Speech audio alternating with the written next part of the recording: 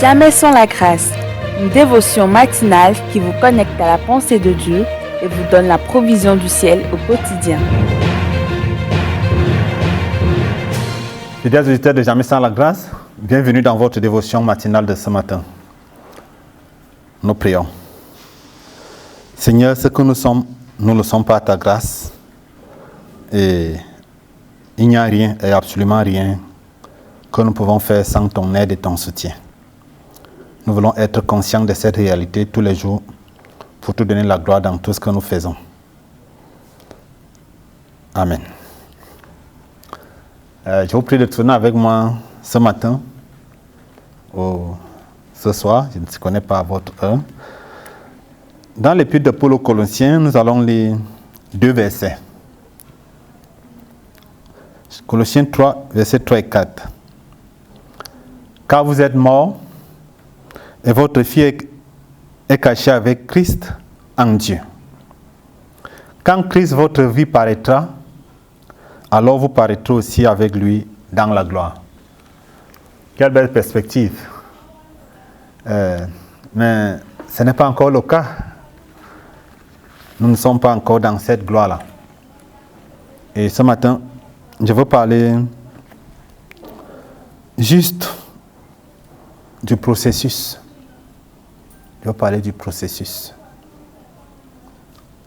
Paul nous montre ici la finalité d'un processus. Et au verset 4, il dit que quand Christ, notre vie paraîtra, alors nous paraîtrons aussi avec lui dans la gloire. Et c'est ça. Et avec cette perspective, notre mentalité change. Avec la perspective de l'éternité, de Christ qui reviendra, de Christ que nous attendons, tout change dans notre façon de voir les choses, dans notre façon d'agir, dans notre façon de nous traiter nous-mêmes et de traiter les autres. Et c'est comme ça dans la vie de tous les jours aussi. Même en termes des choses basiques et classiques que nous faisons comme la nourriture, quand on va prendre la baguette le matin, mais lorsqu'on voit le processus pendant la nuit, comment tout ce qui est arrivé à la pâte pour qu'on puisse avoir la baguette, le pain du matin, c'est pas sûr que beaucoup accepteraient toujours. Et ceux qui connaissent le traitement de l'eau potable, notamment peut-être en Afrique, on traite l'eau de surface parfois. Si on vous montre l'eau avant le traitement et on vous montre l'eau traitée, c'est pas sûr que vous allez accepter de boire. Mais qu'est-ce qu'on regarde? On regarde la finalité. Mais on sait qu'il y a un processus tout en cours. Il en est ainsi de notre propre vie.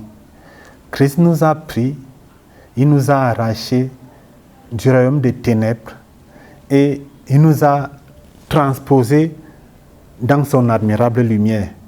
C'est vrai qu'il peut paraître encore, je dis bien paraître, quelques aspects d'obscurité dans notre vie. Mais ça, ce n'est qu'un processus. Ça, ce n'est qu'un processus. Et ce qui peut être comme tel vrai pour nous, peut l'être aussi vrai pour notre frère. On a beaucoup parlé de frère cette semaine. Peut être vrai pour une partie aussi de notre corps. Mais qu'est-ce que nous regardons? Nous ne regardons pas à l'étape I, mais nous regardons avec les yeux de Dieu à la finalité de ce processus pour que nous puissions voir tel que Dieu voit. Paul nous dit quoi? Quand Christ, notre vie, paraîtra, alors nous paraîtrons aussi avec lui. Avec lui comment? Dans sa gloire, dans la gloire de Christ. Parce que quoi?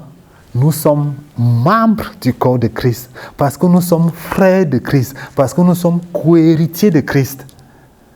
Et c'est pourquoi nous pouvons marcher sereinement.